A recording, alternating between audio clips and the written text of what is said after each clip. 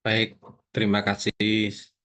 Kita akan pada kesempatan ini akan membahas tentang vektor, dasar dari vektor yang merupakan bagian atau salah satu bagian materi dari mata kuliah Aljabar 2. Mata kuliah ini dikhususkan untuk mahasiswa Prodi Teknik Mesin S1 Institut Teknologi Nasional Yogyakarta.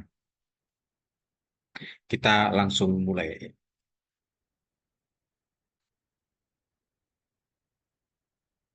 Sebelumnya saya perkenalkan diri dulu. Saya adalah Insinyur Yohanes Agus Jayatun, pengampu mata kuliah Aljabar 2 di Prodi Teknik Mesin S1 Institut Teknologi Nasional Yogyakarta. Sebagaimana yang saya kemukakan tadi, pada saat ini kita akan mendiskusikan tentang vektor, namun kita mulai dari awal, yakni pendahuluan daripada vektor. Kalau kita berbicara tentang besaran atau unit di dunia fisika, maka ada dua buah jenis besaran, yakni besaran skalar dan besaran vektor. Besaran skalar adalah jenis besaran yang hanya memiliki nilai lengkap dengan satuannya. Sementara besaran vektor adalah jenis besaran yang memiliki nilai lengkap dengan satuannya dan sekaligus arah. Jadi yang membedakan di sini, kalau skalar itu tidak mempunyai arah, sementara vektor itu mempunyai arah. Beberapa contoh daripada besaran skalar adalah massa, yang satuannya atau unitnya itu umumnya adalah kilogram atau lbm ataupun mass gitu ya. Yang mana massa itu adalah jumlah titik materi dalam satu benda. Kemudian waktu biasanya dinyatakan dalam detik atau second, yakni durasi atau rentang waktu suatu peristiwa. Kemudian suhu, ini biasanya dinyatakan dalam derajat Celcius, derajat Kelvin, derajat Fahrenheit, dan seterusnya. Ini merupakan ukuran derajat panas suatu benda. Kemudian contoh lagi skalar adalah satuan panjang. Ini satuannya atau unitnya meter, feet, kilometer, mil, dan selanjutnya banyak sekali. Kemudian juga ada volume. Ini isi, kapasitas ruang suatu objek. Satuannya bisa liter, meter kubik, atau feet pangkat 3, dan masih banyak yang lain. Bahkan energi itu juga merupakan sebuah satuan skalar. Dengan satuan bisa joule atau BTU. Energi ini kemampuan untuk melakukan kerja. Kemudian satuan skalar lagi adalah jumlah atau cacah anggota. Biasanya satuannya bisa buah atau orang atau ekor atau butir dan seterusnya. Satuan skalar ini bisa dioperasikan dengan matematika biasa. Bisa dijumlahkan, dikurangi, atau dibagi menggunakan hukum aljabar sebagaimana biasa. Sementara satuan vektor, contoh-contohnya adalah jarak. Ini adalah letak atau posisi serta jauh dekatnya benda terhadap benda lainnya. Ini satuannya sama dengan panjang tadi ya. Meter, feet, kilometer, mil, dan seterusnya. Kemudian perpindahan atau dalam bahasa Inggris displacement. Ini adalah perubahan posisi benda dari titik awal ke titik akhir. Ini juga memperhitungkan arah. Satuannya sama dengan jarak. Kemudian satuan vektor lagi adalah kecepatan. Umumnya dengan satuan meter per detik, feet per detik, kilometer per jam, di mana kecepatan itu sendiri adalah laju benda yang disertai dengan arah geraknya. Contoh misalnya sebuah mobil melaju dengan kecepatan 20 meter per detik ke barat. Kemudian percepatan. Ini adalah perubahan kecepatan dalam satuan waktu tertentu. Misalnya percepatan gravitasi bumi, arahnya selalu menuju pusat bumi. Dengan satuan meter per detik kuadrat, feet per detik kuadrat, dan seterusnya. Kemudian yang sangat umum gitu ya, itu adalah gaya. Satuannya bisa Newton, bisa kilogram force, bisa kilogram, bisa pound. Ini artinya adalah tarian atau dorongan yang diberikan pada benda. Tentu dia memiliki arah. Arah kemana tarikan atau dorongan itu. Untuk vektor ini, operasi matematikanya tidak sama dengan operasi matematika pada skalar. Operasi matematikanya khusus, tidak bisa dijumlahkan langsung, melainkan harus menggunakan aturan geometri atau trigonometri. Bisa pakai metode jajaran ginjang, poligon, atau analitis. Jadi ada dua satuan, yakni skalar dan vektor. Nah, nanti yang akan kita bicarakan di sini adalah satuan vektor. Oke. Contoh satuan skalar. Di sini ada massa 1 kilogram. Massa itu adalah satuan vektor. Di massa, dia adalah jumlah titik materi benda. Gampangannya, 1 liter air itu massanya 1 kilogram. Kemudian ini ada waktu, ya.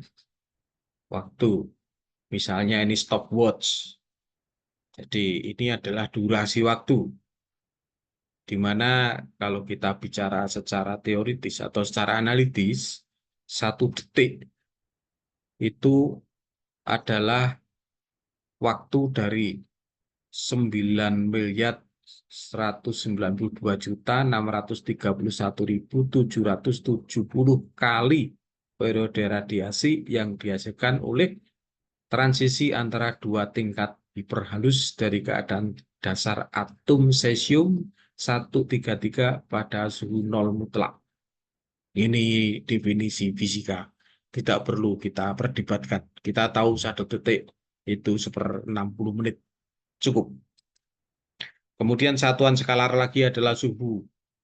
Ada yang Fahrenheit, ada yang Celsius, gitu ya. Nah, kita tahu bahwa suhu itu secara fisika adalah ukuran kuantitatif dari derajat panas atau dinginnya suatu objek. Kemudian kita mempunyai eh, volume. Kalau kita mengukur volume, kita bisa memakai gelas ukur, benda yang kita ukur kita celupkan, maka kenaikan permukaan itu bisa dipakai untuk mengukur volume. Dalam contoh ini, volume batu adalah 25 ml, karena permukaannya yang semula pada angka 50 naik ke angka 75, sehingga volume batunya 25 liter. Kemudian ada lagi penggaris untuk mengukur panjang. Panjang itu adalah satu satuan skalar. Panjang saja ya. Panjang benda 1 meter, panjang benda 2 meter, dan seterusnya. Panjang dan jarak itu lain. Kalau jarak tadi adalah vektor. Sementara panjang itu sendiri adalah skalar. Kemudian ada energi. Energi yang tadi satuannya joule itu juga satuan skala. Di sini contohnya sejumlah energi dialirkan dari kompor ke air sehingga airnya bisa mendidih. Kemudian kelompok orang, misalnya kelompok ini ada 13 orang sedang menunggu sesuatu. Ini orang, 13 orang itu adalah menyatakan skalar. Jadi ini contoh-contoh satuan skalar. Kemudian contoh satuan vektor. Misalnya ini ada 2 orang, Poniman, seorang laki-laki, mempunyai jarak 5 meter ke kanan terhadap Poniwati. Jadi jarak ini itu adalah satuan vektor. Demikian pula kalau kita pandang dari Poniwati, maka Poniman ini mempunyai jarak 5 meter ke kiri dari Poniwati. Di jarak di sini ada pernyataan ke kanan dan ke kiri, itu adalah arah. Di mana vektor itu mempunyai nilai dan arah. Dalam kasus Poniman ini nilainya 5 meter, arahnya ke kanan. Kemudian juga misalnya ada seorang pemuda berlari, namanya Boiman. Posisi semula di Klaten. Boiman berpindah dari Klaten ke Jogja sejauh 25 km. Berarti ada arah. Perpindahannya sejauh 25 km, arahnya dari Klaten ke Jogja. Ini adalah vektor. Perpindahan itu adalah vektor. Kemudian misalnya Boiman berlari ke arah Jogja dengan laju kecepatan 10 km per jam. 10 km per jam adalah nilai dan arahnya adalah arah ke Jogja. Jadi ada nilai, ada arah. Kemudian contoh lagi, percepatan gravitasi. Percepatan gravitasi selalu mengarah ke pusat bumi. Ke pusat bumi. Dengan nilai 9,8 meter per detik kuadrat. Atau bisa disebut 1 G. Gitu ya. Jadi ada nilainya dan ada arahnya. Ini percepatan gravitasi. Kemudian juga kalau kita berbicara tentang berat atau gaya berat dalam bahasa Inggris weight. Kalau massa 1 liter air yang massanya 1 kilogram, kemudian beratnya berapa? Beratnya adalah massa kali gravitasi. Berat itu adalah massa kali gravitasi. Arahnya selalu ke bawah, sesuai dengan arah gravitasi. Kalau tadi massa tidak mempunyai arah, tapi ketika dia terkena gravitasi, maka akan muncul gaya berat. Kalau massanya 1 kilogram dengan gravitasi 9,8 meter per detik kuadrat, maka gaya berat atau beratnya adalah 1 kali 9,8, 9,8 Newton. Tetapi di dalam sistem satuan kita bisa saja gravitasi itu yang besarnya 9,8 meter per detik kuadrat itu disamakan dengan 1 G. Sehingga berat di sini sama dengan 1 kilogram kali 1 G. Maka hasilnya adalah 1 kilogram FOS. Ada F-nya. Atau kadang-kadang F-nya tidak diucapkan sehingga hanya muncul 1 kilogram. Jadi itu beberapa contoh tentang satuan vektor. Nah, mudah-mudahan dengan ini kita sudah bisa membedakan apa itu satuan skalar dan apa itu satuan vektor. Lanjut, kita akan membahas vektor di ruang dimensi. Di ruang 2 dimensi. Maksudnya apa? Di ruang 2 dimensi itu sebenarnya seperti lembaran kertas itu aja. Jadi 2 dimensi. Hanya ada ke atas, ke bawah, ke kiri, ke kanan. Vektor di ruang 2 dimensi itu bisa dinyatakan dalam koordinat polar dan juga bisa dinyatakan dalam koordinat kartesian. Pada koordinat polar nanti akan dinyatakan selain nilai daripada vektor juga dinyatakan arah dengan sudut. Kalau sudutnya itu melawan jarum jam, itu positif. Kalau sudutnya searah jarum jam, itu negatif. Besarnya sudut sesuai dengan besarnya posisi yang dinyatakan sebagaimana sudut pada lingkaran. Saudara bisa menggunakan pi radian atau derajat, sama saja. Kemudian untuk koordinat kartesian, sebagaimana yang sudah kita pahami, ruang 2 dimensi koordinat kartesian itu menggunakan sistem salib sumbu yang horizontal itu XI, kemudian yang vertikal itu YC. Nah, yang sumbu horizontal, yang ke kanan positif, yang ke kiri negatif, sementara yang sumbu vertikal, yang ke atas positif, yang ke bawah negatif. Jadi ada 2 sistem dalam menampilkan vektor ini. Kita lanjut ya. Bagaimana kita menyatakan vektor dengan koordinat polar? Kalau kita gambar, itu seperti ini. Jadi ada anak panah yang mempunyai arah sebesar theta terhadap garis horizontal. Jadi harus jelas di sini. Ada sudut tetapi terhadap horizontal. Dan ada nilai. Artinya apa?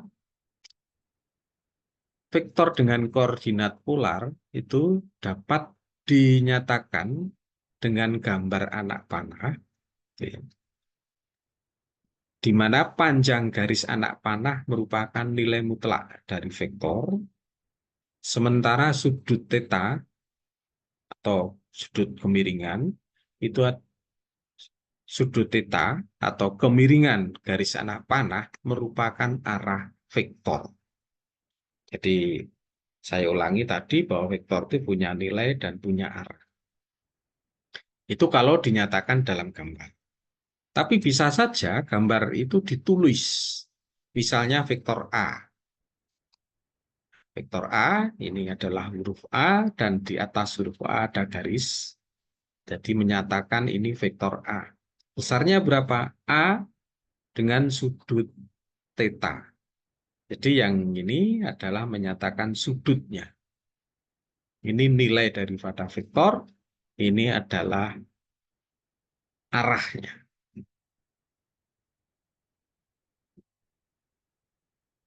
Di dalam koordinat polar, kita mengikuti pola lingkaran ini.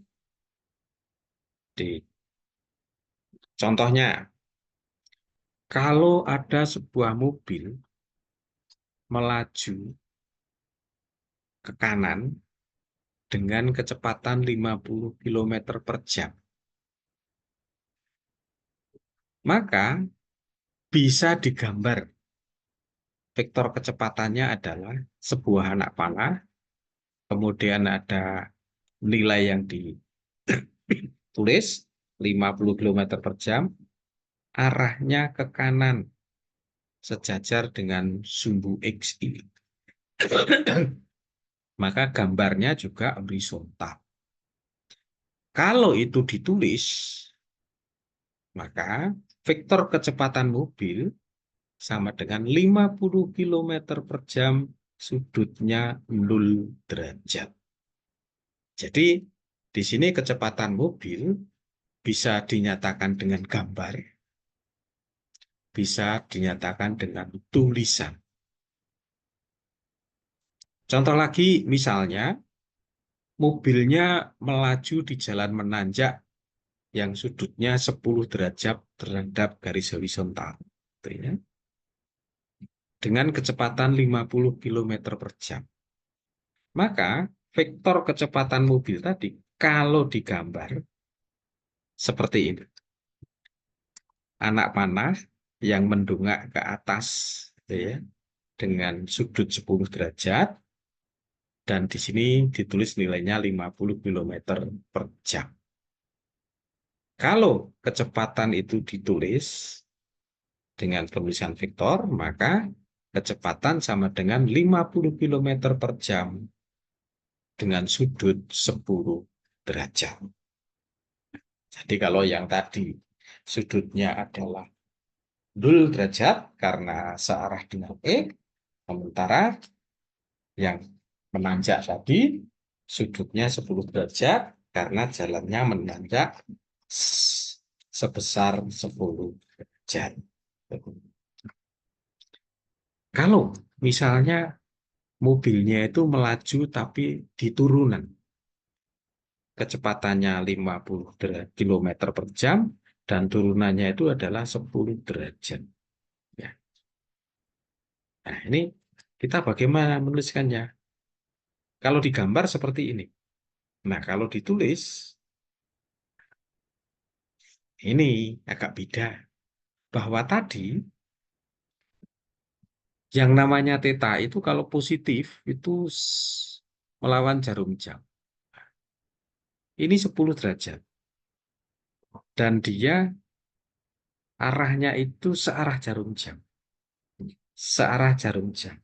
Maka ditulisnya kecepatannya sama dengan 50 km per jam dengan sudut min 10 derajat. Min ya.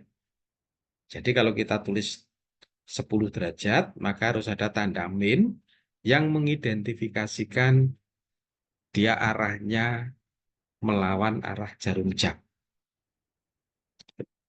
Atau kalau kita mengikuti sudutnya itu searah jarum jam, maka harus kita tulis sudutnya itu dari titik sini muter gitu ya, 90 derajat, 180 derajat, 270 derajat, sampai dengan garis sudut 10 derajat. Artinya sampai dengan sudut 350 derajat. Jadi, vektor kecepatan mobil kalau digambar itu seperti ini, kalau ditulis bisa sama dengan 50 km per jam dengan sudut 350 derajat atau sama dengan 50 km per jam dengan sudut min 10 derajat. Dua-duanya boleh.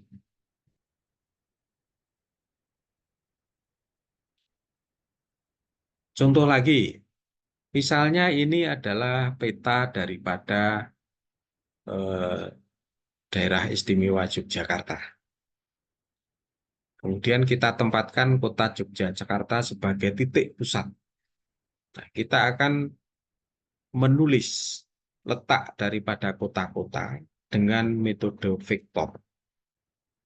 Nah, jarak kota-kota, ya, kalau dilihat dari kota Yogyakarta, dilihat dari kota Yogyakarta, maka kota Yogyakarta dijadikan sebagai pusat lingkaran. Maka kota Pakem ini kira-kiranya kurang lebih. Ini kalau dari Jogja kita tarik ke atas pas 20 km. Maka Pakem ini bisa kita tulis jarak kota Pakem dari kota Yogyakarta adalah 20 km dengan sudut 90 derajat. Mengapa? Karena ini pas sudutnya 90 derajat. Pakem ya. Nilai jaraknya 20 km. Atau bisa kita tulis jarak kota Pakem dari kota Yogyakarta adalah 20 km dengan sudut setengah pi. Kemudian jarak Parangtritis dari kota Yogyakarta, kita lihat ini Parangtritis.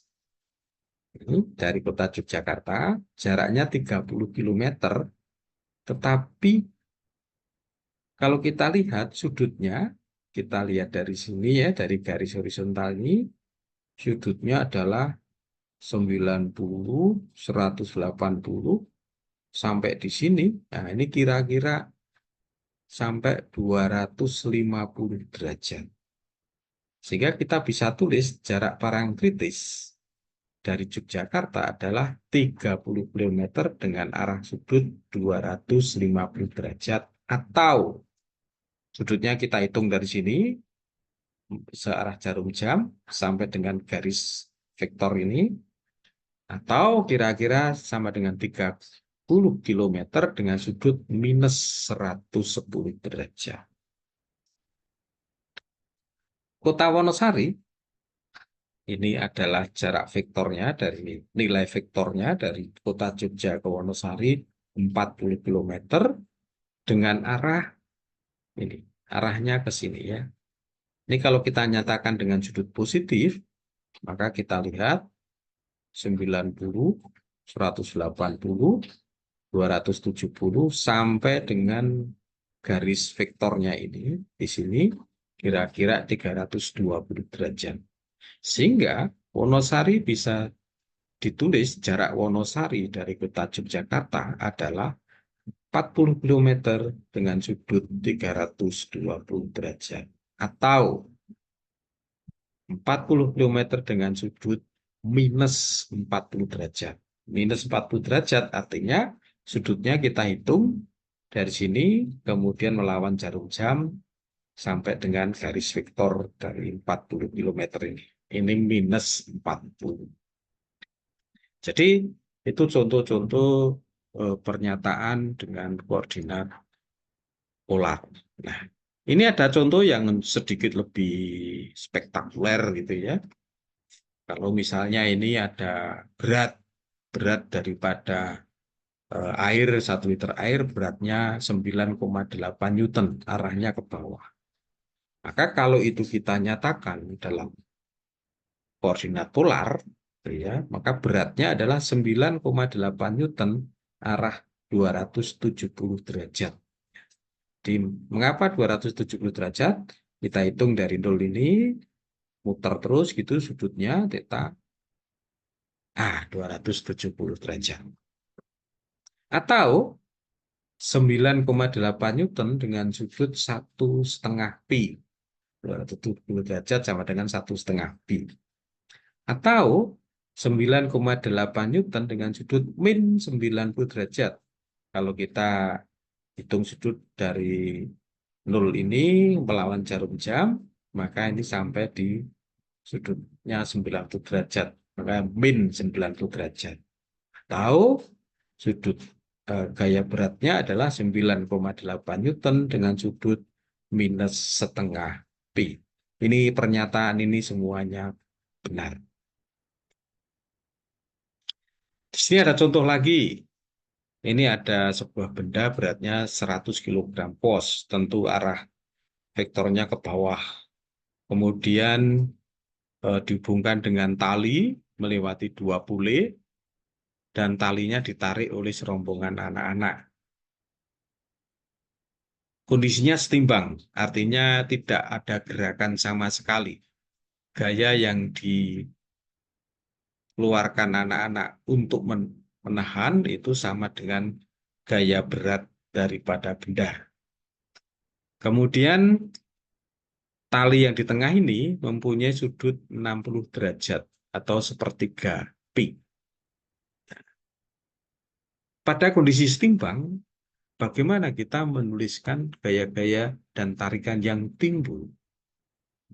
Di dalam analisis statika, maka tentu eh, pada titik ini akan muncul reaksi gitu ya, T1 gitu ya. Kemudian di sini di titik ini juga akan bekerja T2 dan T1, T3. Demikian pula di sini akan bekerja T4 dan T5, sementara pada pegangan ini akan bekerja T6 dan F, di mana T, T, T, T itu adalah tarian. Sementara F adalah gaya yang harus dikeluarkan oleh anak-anak. Maka pada kondisi setimbang, kita bisa bilang beratnya adalah 100 kg was sudut 1,5 pi, karena lurus ke bawah. Sementara T1 sama dengan 100 kg was dengan sudut setengah pi, karena dia lurus ke atas, itu ya.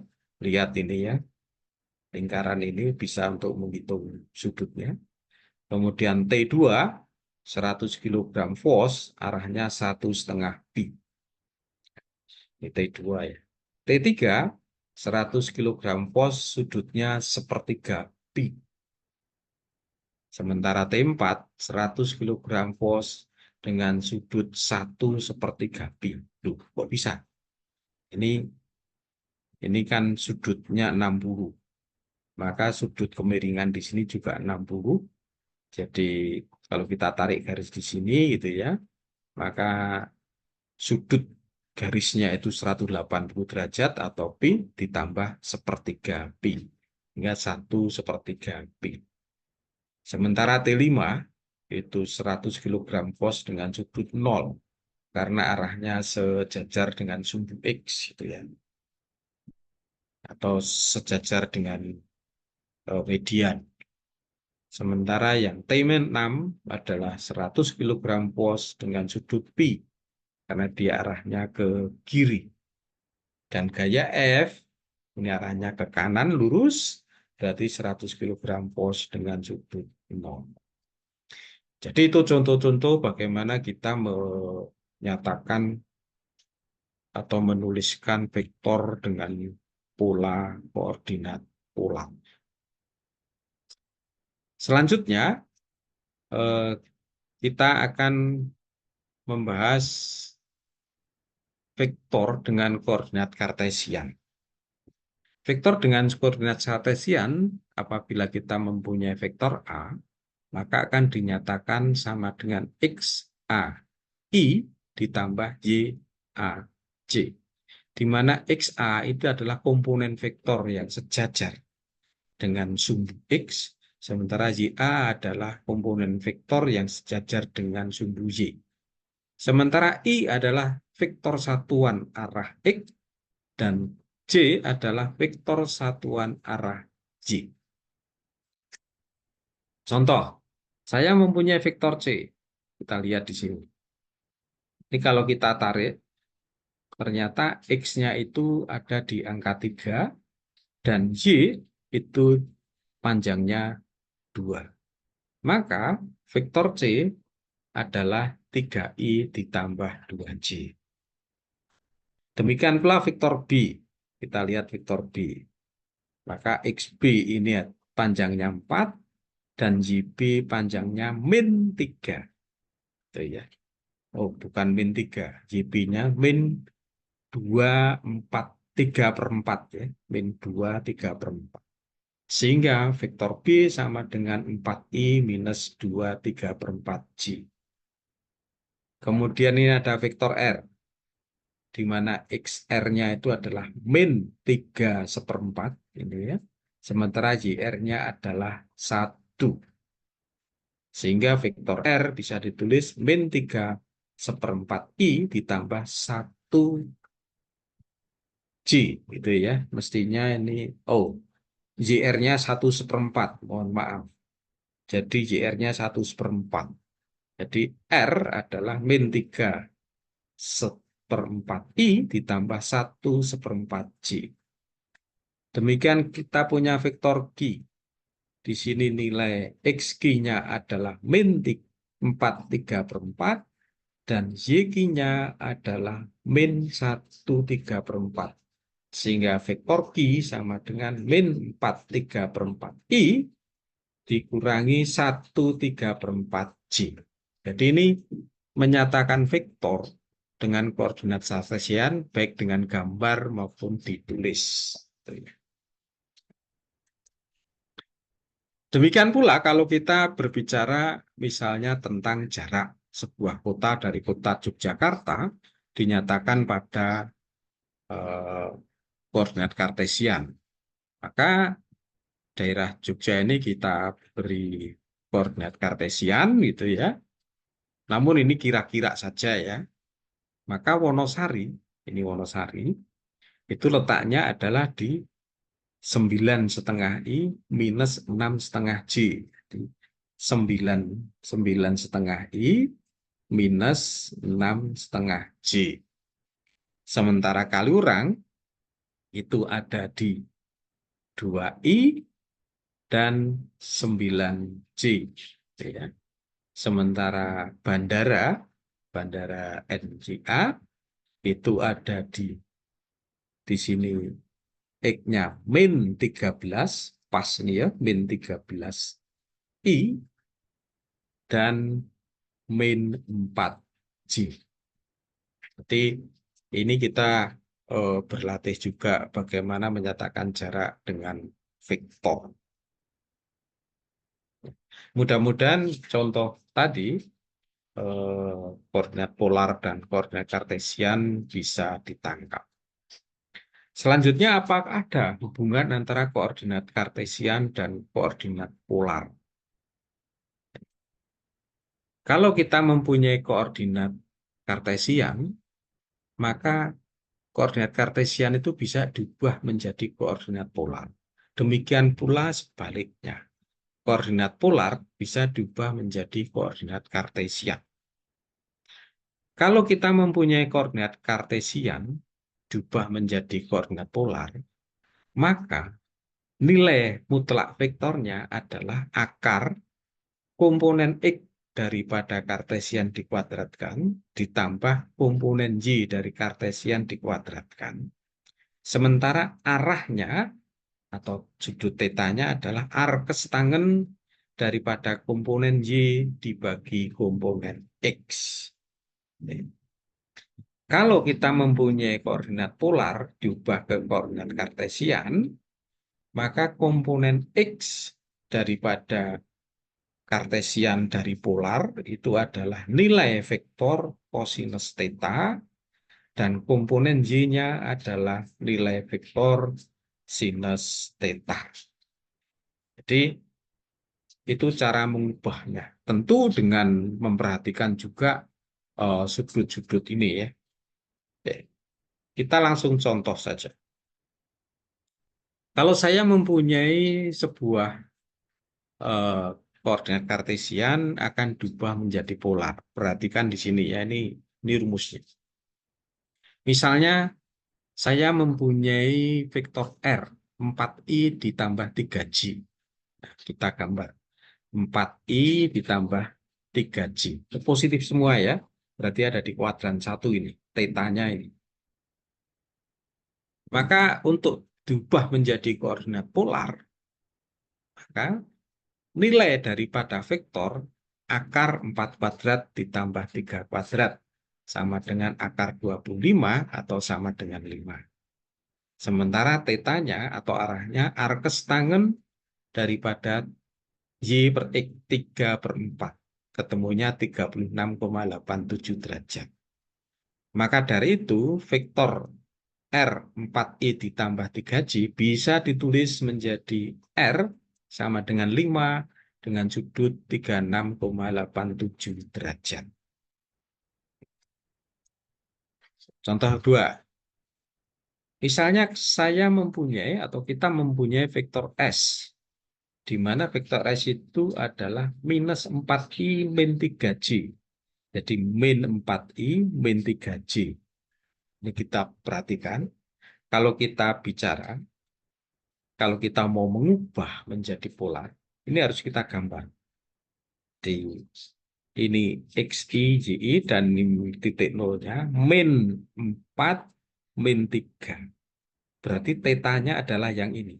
Ini terus sampai di sini, garis vektor. Nah, di sini terlihat bahwa theta itu sama dengan 180 derajat ditambah besi, di mana besi itu adalah sudut yang dari garis X ke garis miring ini. Ini harus hati-hati. Sehingga kalau kita mengubah Cartesian itu menjadi polar, maka S sama ya. Jadi min 4 kuadrat ditambah min 3 kuadrat, ketemunya akar 25, maka sama dengan 5. Sementara psi, nah, jadi kalau kita lihat, psi ini adalah arkes tangen Y dibagi X.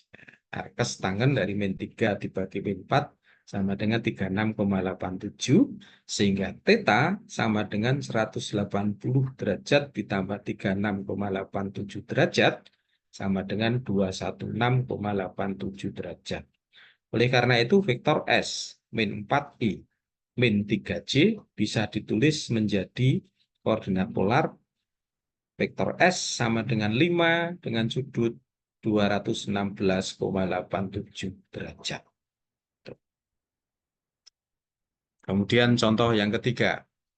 Kalau saya mempunyai vektor P min 4I ditambah 3J. Hati-hati. Min 4I ke kiri, terus naik 3J. Kita tahu tetanya adalah ini. Dan kalau sudut ini kita sebut psi, ya, maka sudut theta ini adalah 180 derajat dikurangi psi. Jadi memang mesti digambar ya. Maka kalau kita mengubah menjadi koordinat polar, nilai vektornya sama karena angkanya sama tadi 5. Kemudian pesinya ini adalah arkes tangen 3/4 ya. Jadi langsung 3/4, ini minnya nggak usah diperhatikan, enggak apa-apa karena nanti dia akan ke sini ya. Di ini sudut pesinya 36,87, maka tetanya adalah 180 derajat dikurangi 36,87 derajat, sehingga sama dengan 143,13 derajat. Maka vektor P, ini mestinya vektor P ya, mohon maaf, ini harusnya vektor P, itu adalah 5 dengan sudut 143,13 derajat. Ini sudah saya ralat ya, ini mestinya vektor P. Kemudian contoh lagi, saya punya vektor Q, 4I min 3J. Positif 4, negatif J min 3. Maka tetanya kan ini ya, tetanya ini. Boleh, ini teta. Kalau ini sudut pesi, maka teta ini adalah 360 derajat pol dikurangi pesi. Nah, sehingga nilai daripada vektor adalah 5 dan pesi hampir sama hitungannya 36,87. Maka Q ini bukan S ya, ini mestinya Q itu adalah 5 dengan sudut 323, ini duanya mestinya hilang ya, 323,13 derajat. Ini sudutnya 323, sudah saya ralat ya.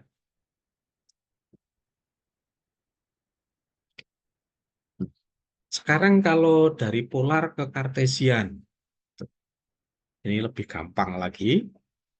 Misalnya saya punya vektor R dengan nilai 5 sudut 30 derajat. Maka kita gambar 5 sudutnya 30 derajat. Maka komponen X-nya adalah 5 kosinus 30, 4,33. Kemudian komponen Y-nya 5 kali sinus 30, sama dengan 2,5. Maka vektor R bisa ditulis menjadi 4,33I ditambah 2,5J. Contoh lagi, misalnya saya punya vektor P, 5 dengan sudut 210. Vektornya 5, ya. Sudutnya 210, sudut 210 ya. Nah, ke sini. Maka komponen X-nya 5 kali kosinus 210. Ini adalah min 4,33. Komponen Y-nya 5 kali sinus 210. sama dengan min 2,5. Maka vektor P bisa saya tulis menjadi min 4,33I minus 2,5J. Contoh lagi, misalnya saya mempunyai vektor S besarnya 5 dengan sudut 150. Sudutnya 150, vektornya besarnya 5. Maka untuk ubah ke kartesian, komponen X-nya itu 5 dikalikan cos 150 sama dengan minus 4,33 dan komponen Y-nya 5 kali sinus 150 atau sama dengan 2,5. Maka vektor S bisa ditulis menjadi minus 4,33I ditambah 2,5J. Contoh lagi, misalnya kita mempunyai vektor K 5 dengan arah 330 derajat. Oke, arah 330 derajat ya. Nah, sini vektornya ini 5.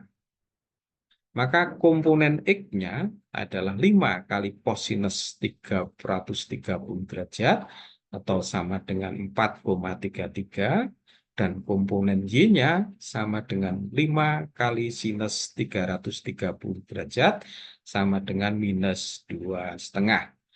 Maka vektor K bisa ditulis vektor K sama dengan 4,33I minus 2,5J. Jadi demikian terkait dengan vektor. Jadi satuan itu ada skalar, ada vektor. Kemudian untuk vektor itu bisa dinyatakan dalam koordinat polar dan koordinat kartesian. Nah, kita bicarakan tadi adalah pada ruang 2 dimensi dan kita sudah belajar bagaimana mengubah koordinat kartesian menjadi koordinat polar dan koordinat polar menjadi koordinat kartesian.